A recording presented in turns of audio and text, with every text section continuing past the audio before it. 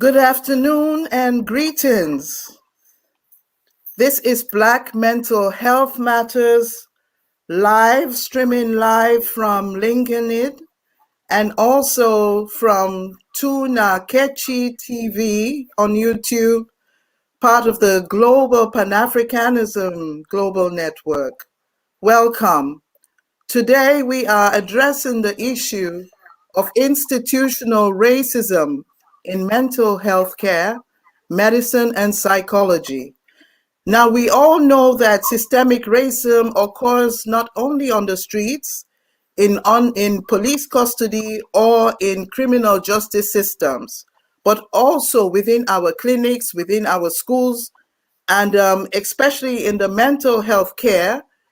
It often results not only to lower quality service, but also to lack of access to adequate care, which is not cultural competent. And in the worst cases, we have experiences where it leads to death. So it's very important that we're addressing this issue today. And we have expert panelists who will be here sharing their experiences, sharing their knowledge with us. And yes, we hope to have very insightful discussions. And thank you very much for logging in. Our first panelist is Mwayemutsa Ndinda. He is an East African-born physician and Blacktivist of Zimbabwean descent. He lives in Hamburg. He's advocating with the Black Community Coalition of Justice and Self-Defense, and he's practiced medicine in rehabilitation, orthopedics, neurology, and preventive ergonomics. As an activist, he is involved in the self-organized refugee Black liberation struggles, advocating for justice in cases of Black people being killed with impunity, and working simultaneously with Arivati as a physician and advocate for illegalized Black migrant communities in Germany. Welcome very much.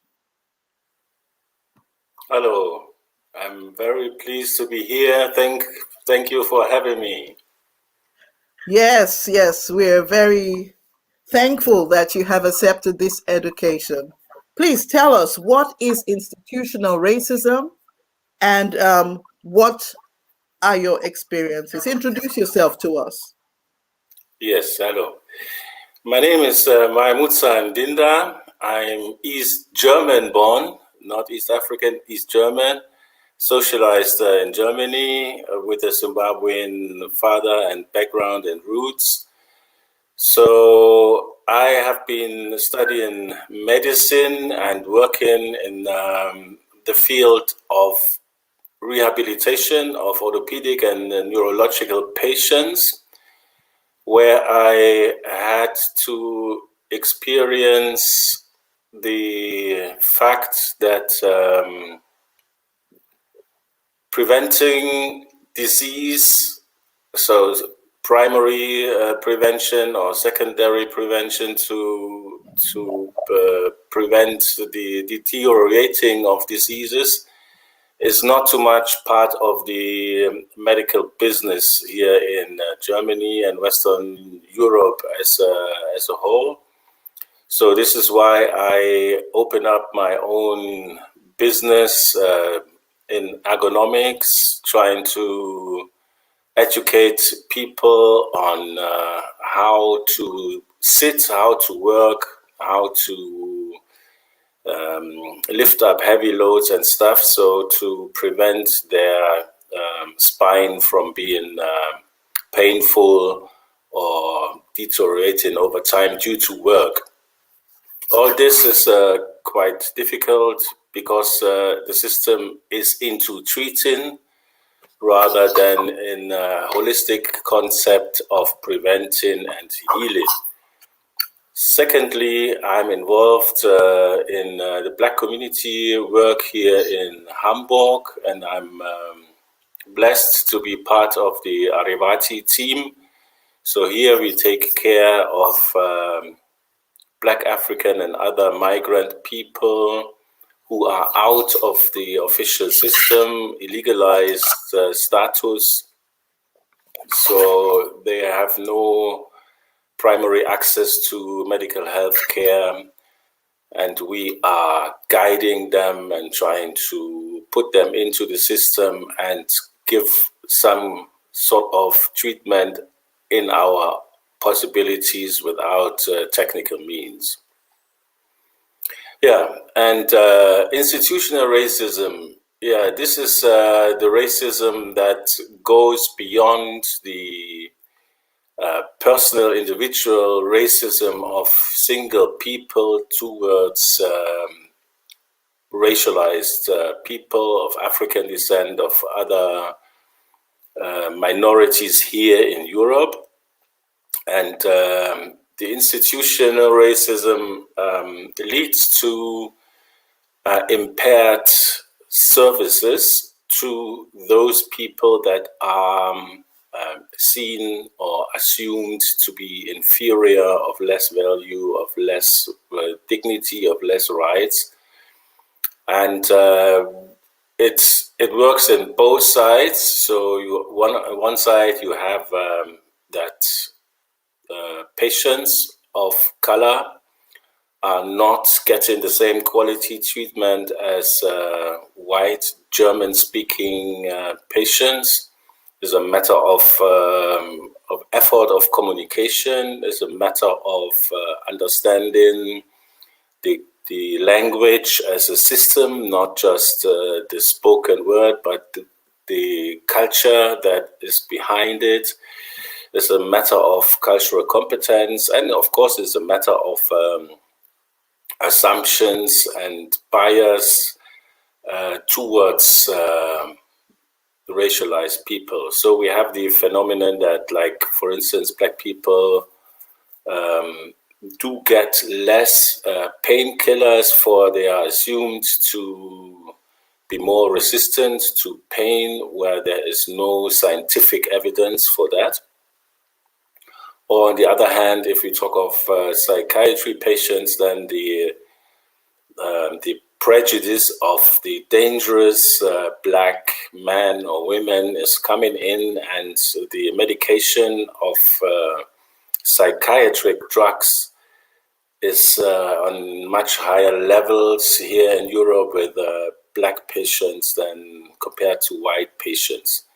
But the other way around, I can tell you, as a medical doctor also, there is also the rejection of white patients to be treated by racialized doctors. So the other way around, they assume there is a lesser standard with racialized people, although they are born, raised, educated, grown in Germany, or else the education of an African doctor or a Black doctor from England or the US might be of lesser value than the German one. So we have it in both ways.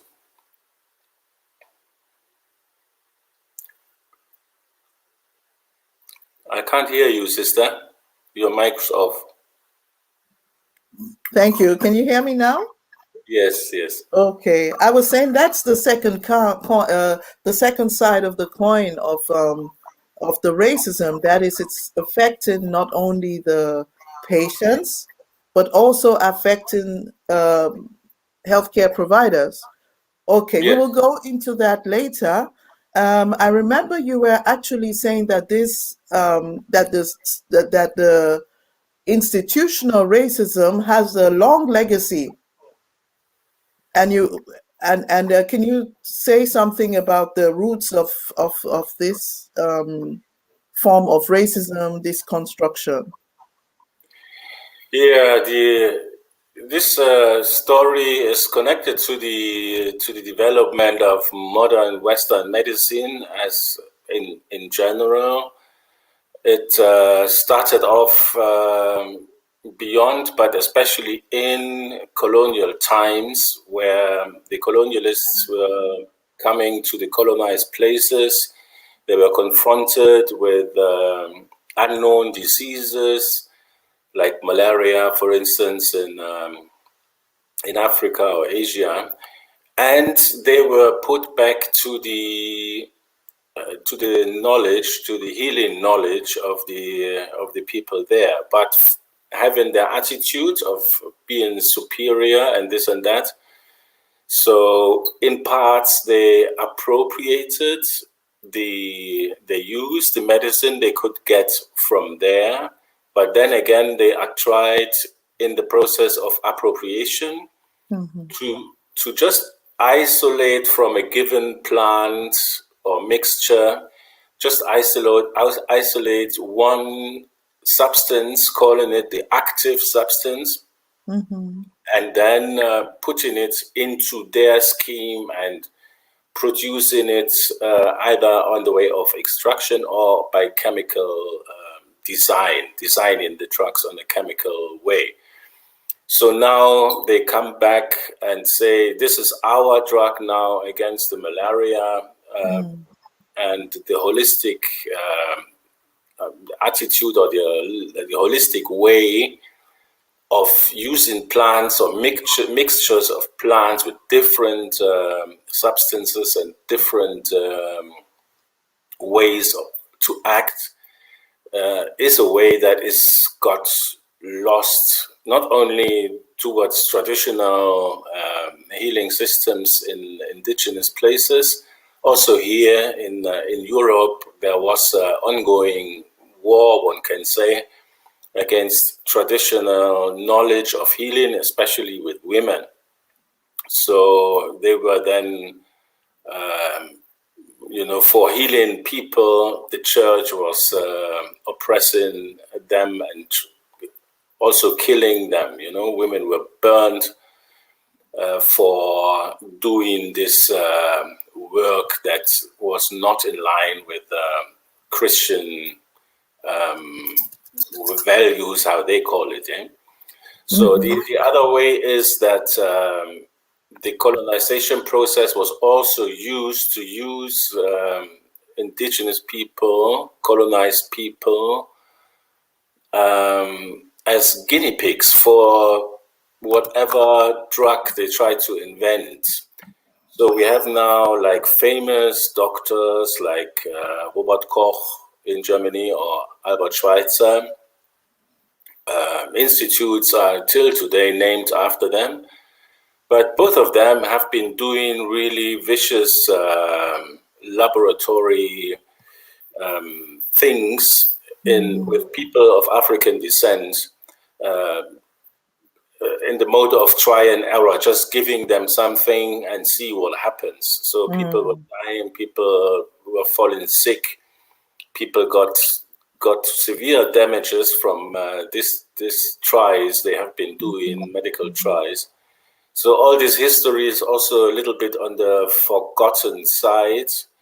And if it's about psychiatry, then we also have to see not only the cultural gap, but also that in Germany from the colonial time, there was a development into the Nazi time, and this time of the Nazi time was the very ground of modern psychiatry as we see it still today.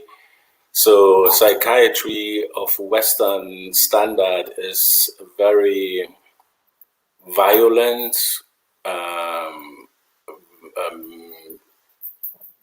sort of medicine. A lot of things are done by force rather than by conviction of the patients, and also gone into more of a medical form of treatment, not to talk of electroshock and all this stuff that has been developed. The Nazis also were going as far as doing brain surgery to cut the connection between the two halves of the brain in order to prevent people from misbehaving, as they were saying it. And the stupor that came out of it was then more convenient for them as a society, but for the patients, of course, is not sort of the life you wish for.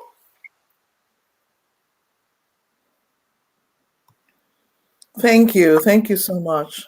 Yeah. So this explains like why one tends to see some of the stereotypes in you often have the stereotype of a negative connotations towards us, and these stereotypes also exist in the mental health care system.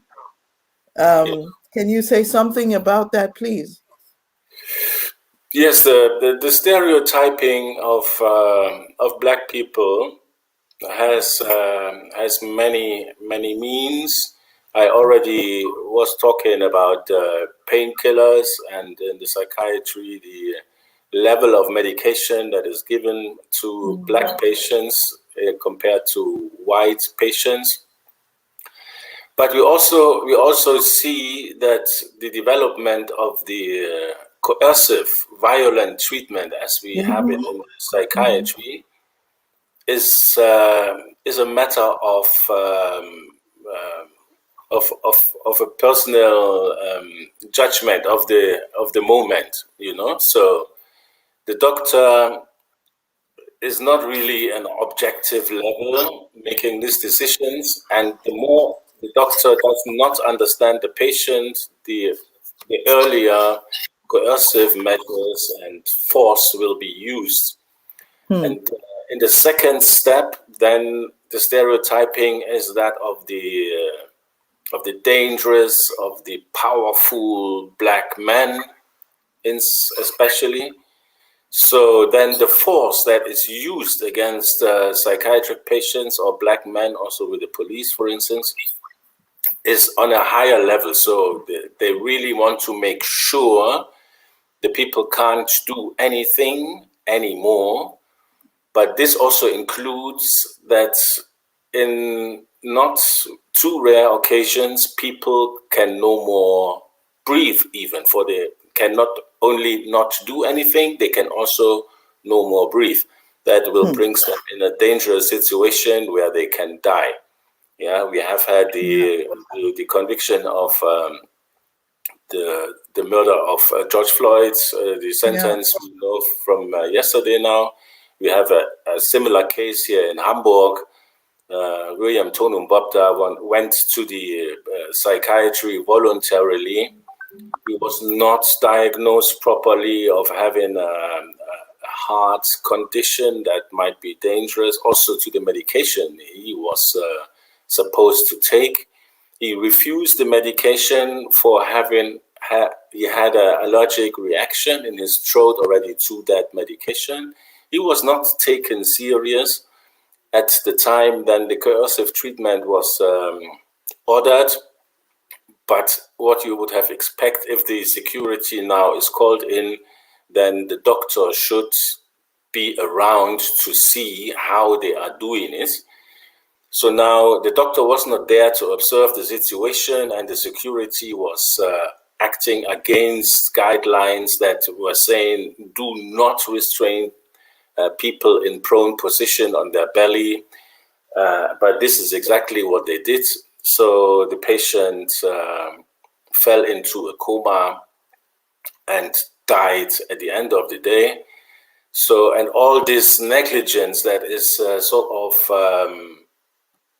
in that case, not diagnosing the heart condition in the first place, although there was an ECG suggesting it strongly that there is a problem, not observing coercive measures from the side of a doctor, and doing wrong fixation, using wrong fixation techniques. Altogether, this was never really evaluated. So there is also, till today, 2 years later, there is no justice, but also no accountability of the side of the clinic, of the UKE hospital, to assure that this is not going to happen again.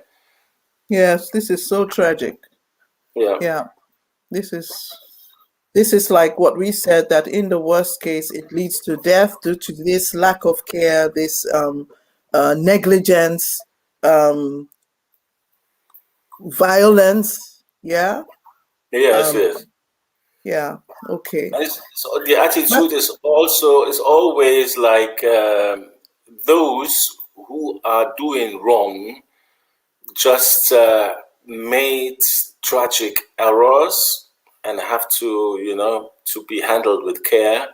And those who have been traumatized and also killed, maybe, those are then the perpetrators at the end of the day. criminalized, The criminalized. aggressive Okay. people who Um, are responsible for their own death. okay. I would like at this point, I see we have Dr. Kevin Washington with us. And at this point, I would like to welcome you and, yes, introduce you as well. So, Dr. Kevin Washington, Mwata.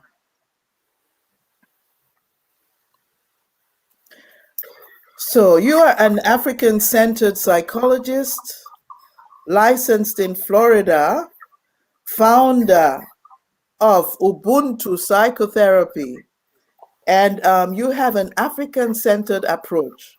Please introduce yourself and share with us. It is a pleasure to be here with you today. I am licensed in not only Florida, but also in Washington, D.C., which is gives me a chance to engage in mental health work in different parts of the U.S. But the work that we deal with looks at the dynamics of trauma and its impact on people of African descent.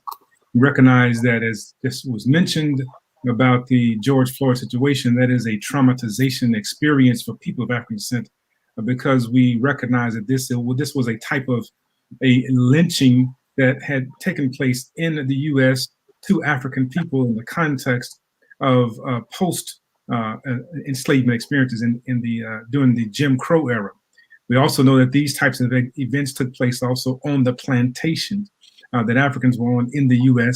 And so we see that this is a continuing behavioral pattern of Europeans to devalue the lives of African men, especially, and find ways to have a public display of power and position on them to further indicate that we are powerless in this space called America. So the work we do looks at the dynamics of trauma and re-traumatization on Black men, boys, but also how does the dynamics of racism, and a racialized society impact the psychological well-being of people of African families. And so we utilize an African-centered model to be able to examine that, because we know that we cannot use the oppressors model for mental health treatment to address our mental health challenges. That is like akin to having the fox guard the hen house.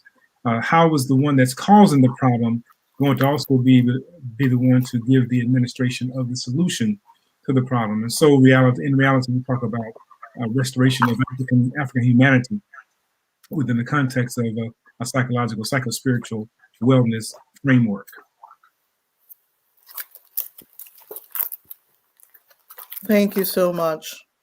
So this is really a big problem. What do you think? The system at the moment does not cater to the needs of Black people. And already we have the problem of stigma in the communities. And now people are not even able to go to the institutions and be treated with the care that they deserve.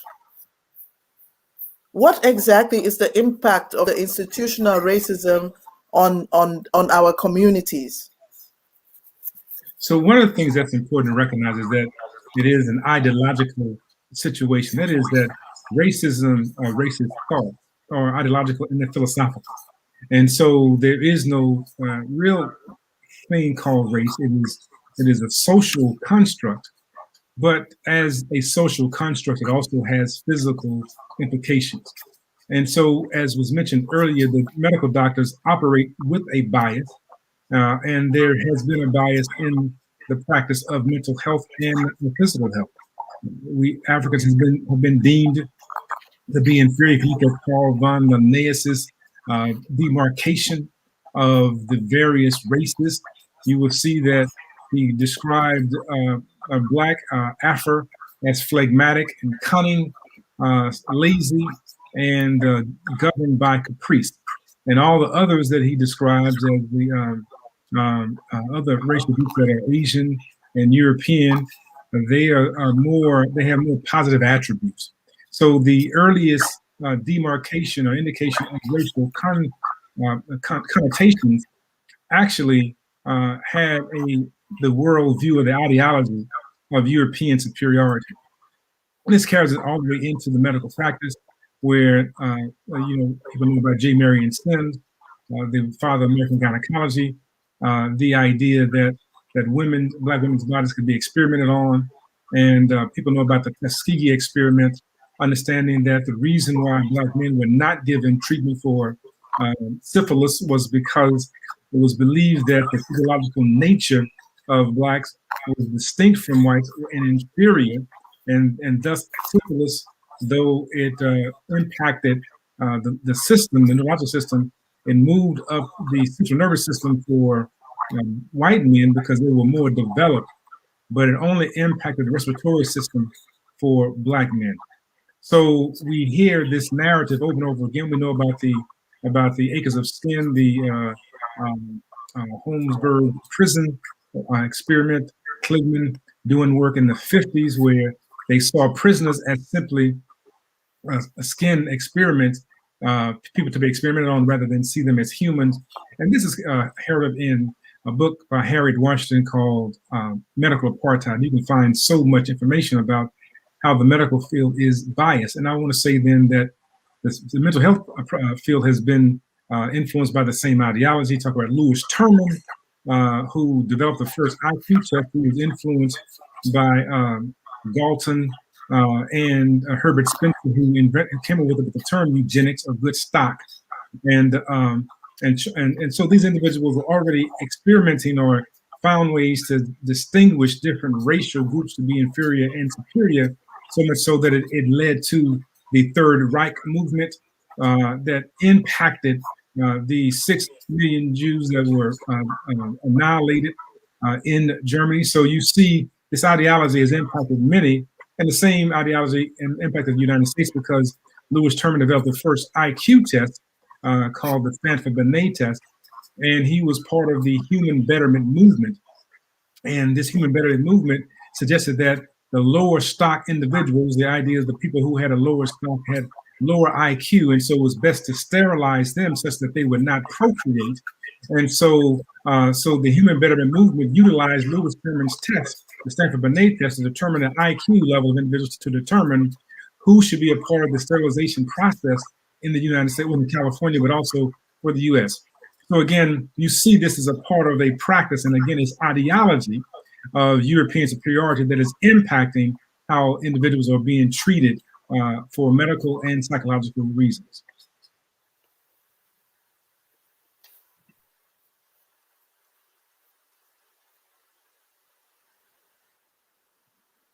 Thank you very much.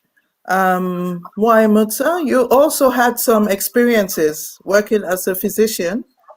Can you please tell us what is it like? So now we see that the problem is not easily resolved in that we simply have more people study medicine and have Black doctors, or we have Black nurses. What exactly is your position? What is going on there? Yeah, the medicine here in Western Europe is highly hierarchical, so it's a matter of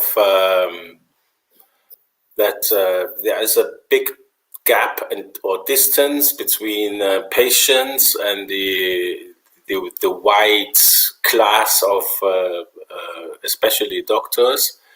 So if there's now a black face in a white coat, then there are some patients who are declining the service of this black doctor, or let it also be a nurse or whatever, for they assume there is a lack of knowledge, or maybe even they assume they might get some sort of exotic disease that can only be transmitted by black people. So this stereotyping and ideas of supremacy is not only on the way from the white doctor to the black patient, it's also the arrogance of the white patient towards black doctors and nurses.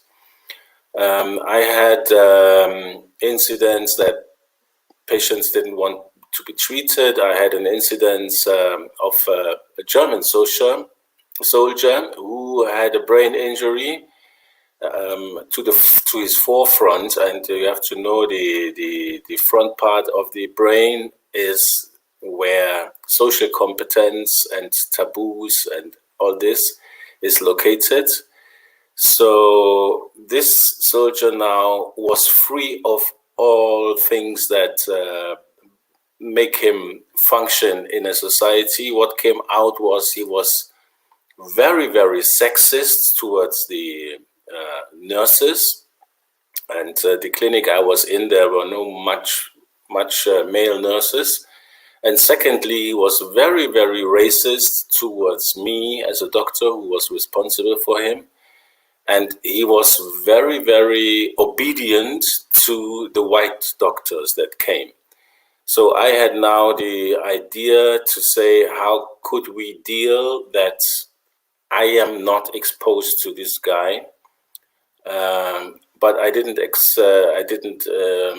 get any support from my chiefs. So this is also part of that there is no support, for they cannot understand the situation. Thank you. That's, thank you for sharing that. At this point, I think I would like to bring in our viewers, their comments from the viewers. So we have... Sister, while you pull those up, I would like to add to that conversation about... Yes, please.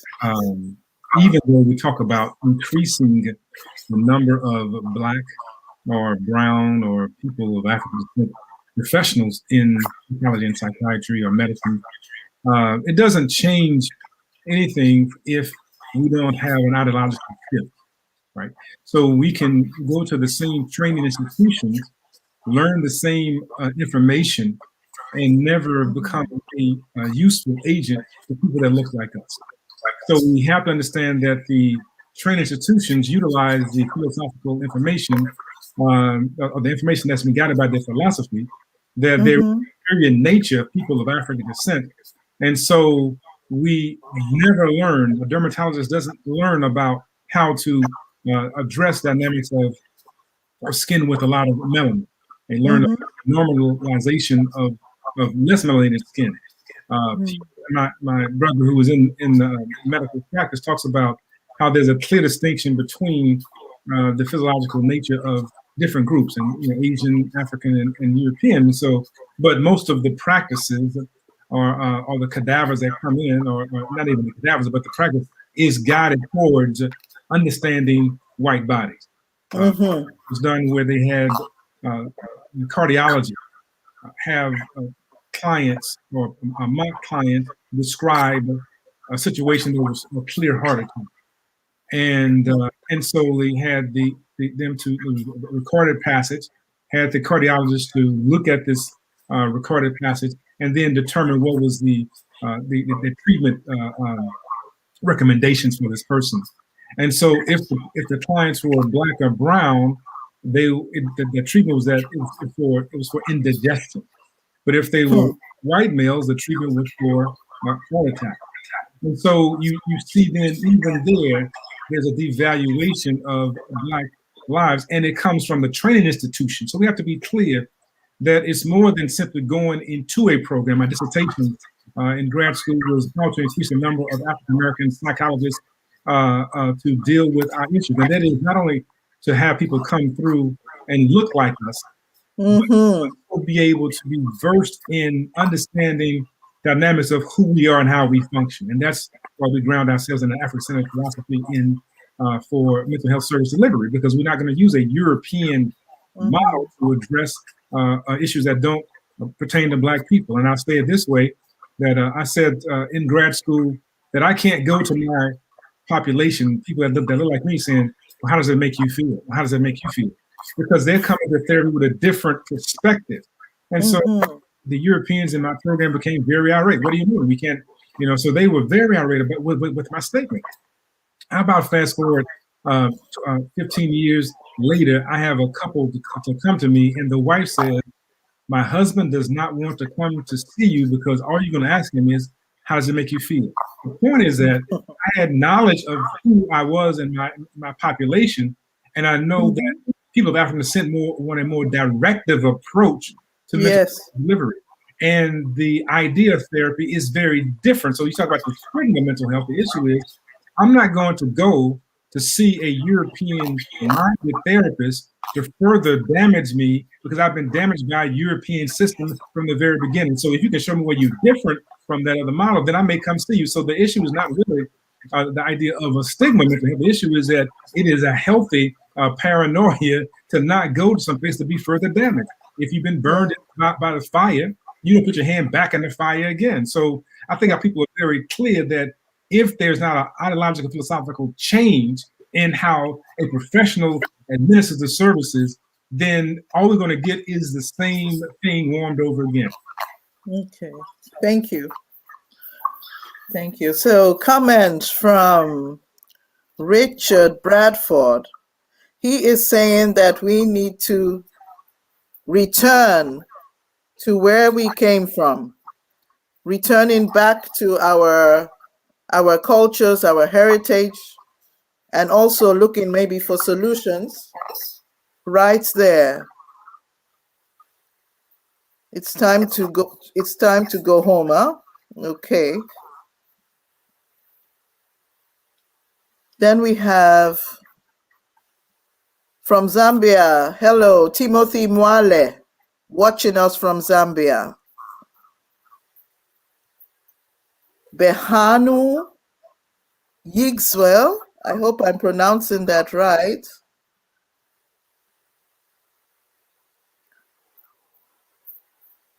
He says this is a matter of existence. Saying this is a matter of existence. Comments from Behanu Yigswell from 2 times, okay. Bobette Samuels is watching from Great Britain. Bobette Samuel sends light, love, and healing to all Africans. We have Teblo Cecini, also glad to be a part of these discussions. Dr. Kevin Washington, the Africa-centered approach which you talked about in psychiatry, in mental health care, how is this different from what is being normally provided? And you have also developed Ubuntu psychotherapy. Can you expand on that, please? So I really appreciated the first comment that said that we need to return to ourselves. We need to go home. And so, one of the things that we do is called Homecoming Gambia, but we're looking at ways to make sure that our people can return back to the physical space. But the reason why we do the physical return is for a psychological healing and repair to take place.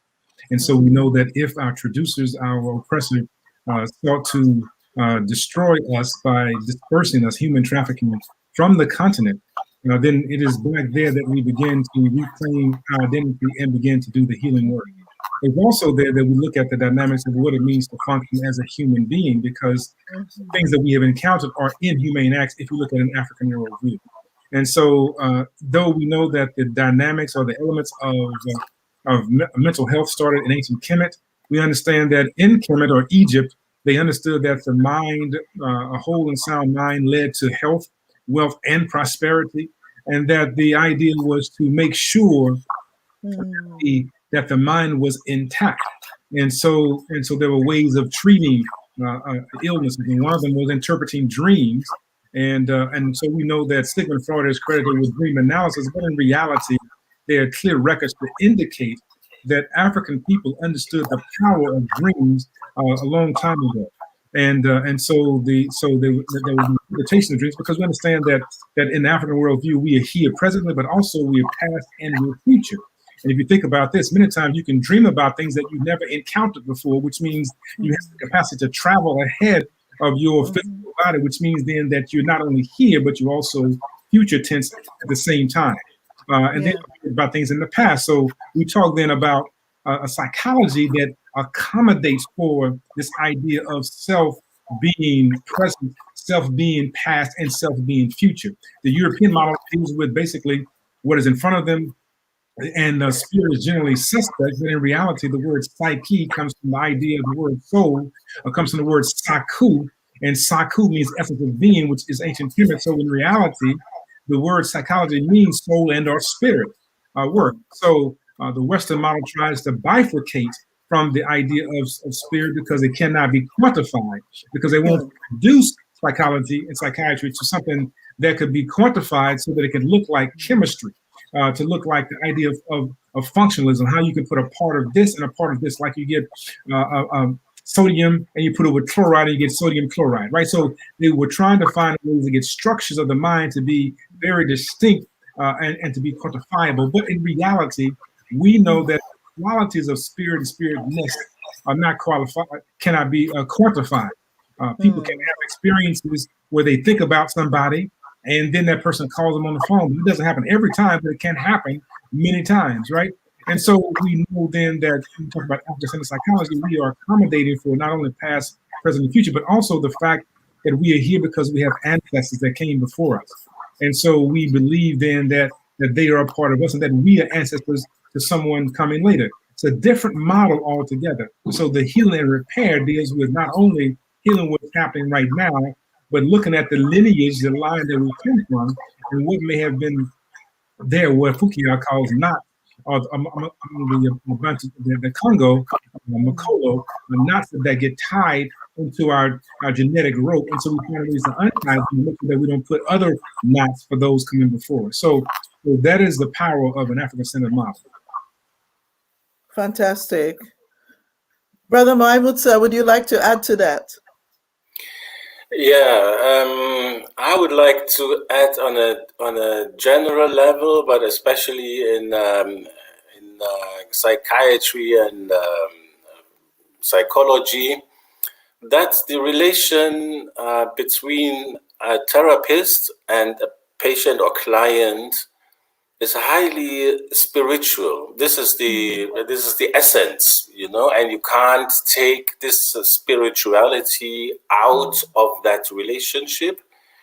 But the white Western medicine concentrating on pharmacotherapy mainly is exactly trying to do that. So they design what they have to produce evidence for their drugs is a double-blind one. So they introduce placebo, which there's no active substance to it.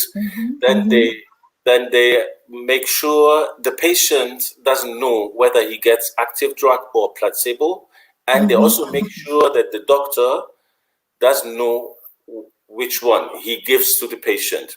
So now we have a so-called placebo effect, which is in some cases up to 50%.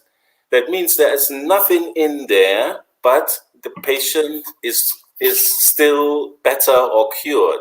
So this says so much about the relationship between the treating person and the patient, and how important it is. So now to cancel it out and make it so chemistry is that is that form of believing more of a machine than having a holistic human body in front of you. The second thing is, if it's psychiatry, we have two things. One is the problems the client or the patient has with the sickness. So this is what brings him actually to see a doctor or a psychologist. The other side is how the society is perceiving a person like that. So how much problem a patient is causing within a society. So if we now see our African societies, then there is much more of a community and family sense that holds together and is taking care of those people in order to prevent to them to go to the doctor or to feel better. And here in Europe, anything that is out of the norm and the function that is to produce profit and behave in a certain way is already too much.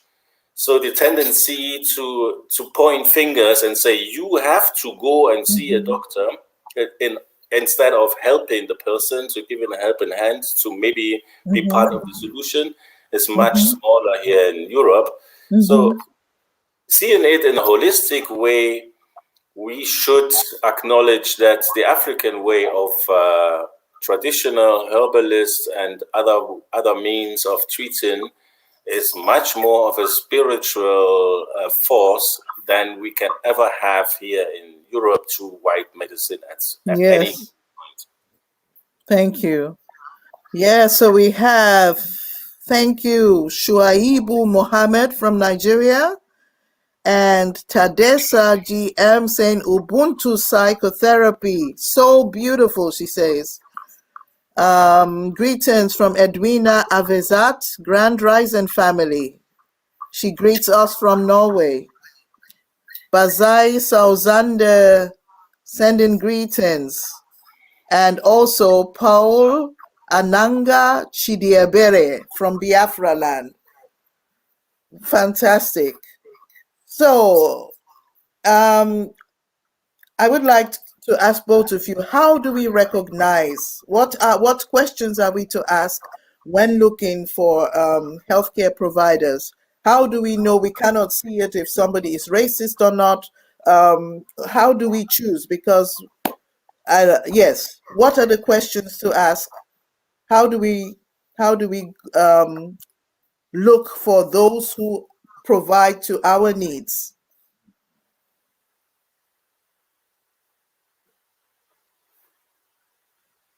So one of the things to consider is of course, I think that we do indeed have a sense of what someone is bringing to the table. We identify certain things in someone's office or practice. If the iconography and imagery does not look like you, it's giving you an indication of the ideology, the philosophy of the clinician. If you cannot find things in the space that seem to resonate with who you are, if the between you and the profession does not seem to be cordial, seems to be more antagonistic, then it's reasonable to make an assessment. I think too often people who have been oppressed try to find ways to not be so, I guess, hyper vigilant about certain things, but sometimes that is the thing that keeps you alive. That's the very thing that sense that something is off here is a thing that will sustain you. So you ask critical questions about their experiences with people like yourself. How often have you seen Black clients, people of African descent? What are some trends that you see find among that population? What are your thoughts about them and diagnosis of depression or schizophrenia? It begins to give you an indication, the responses as to how they're thinking. If they think about they mentioned maybe there's some biases in diagnosing of diverse populations, but then that person has some level of cultural competence. If they tell you that a therapist doesn't really matter, if a therapist is a therapist, they are incompetent culturally, and you need to be able to back away from that person because they're not going to treat you with some degree of awareness because they believe that the Western model is the normative and that anything else is substandard. So these things are important to be able to consider, is that to be able to be aware of the senses that you feel, watch, look at your environment. What does it look like?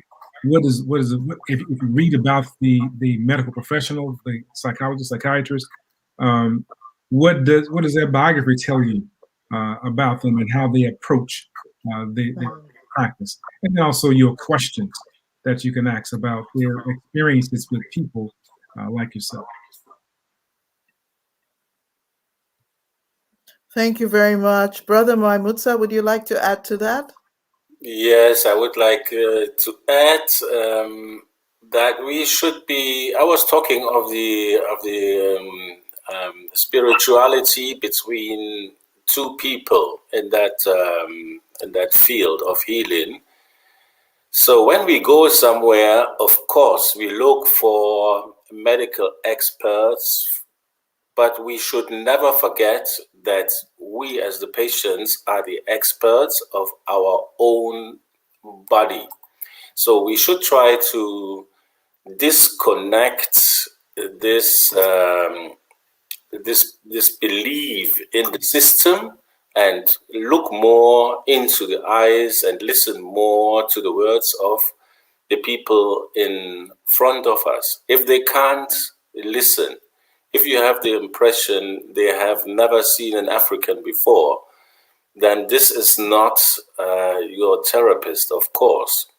And regarding the continent, I would appeal to really not to follow the trap of the stigmatizing of the traditional healers and medicine we have there in Africa. I would wish that the systems that have been established now after the colonization, also in medicine, should be much more open to traditional influences and practices.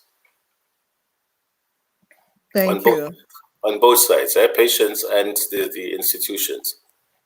And thank you very much. Conversation, sister. I wanted to just extend it just a bit to say that is actually how Ubuntu was born. And going in South Africa, going in to meet with Inyanga, to meet with Sangomas, and spending time with these healers. Sangomas typically are women diviners and healers or herbalists typically. And so spending time with them and listening and observing and getting indications as to what constitutes mental health. And that's one of the articles that I wrote about how do the Zulu talk about mental health and mental wellness. Kufa Kwabantu, for example, means mental illnesses or physiological illnesses, psychological illnesses of the people, right? And so you have Kufa Kwabantu, it can come in the form of Abapanza Basikulutele, which is a withdrawal of ancestral protection from the failure to perform proper Nzabezia ritual. And so what happens is that when you don't perform proper ritual, then there's a disconnect that takes place. And it's what was mentioned earlier about making sure that we honor the traditions of our people, because every society makes its connections with its ancestors.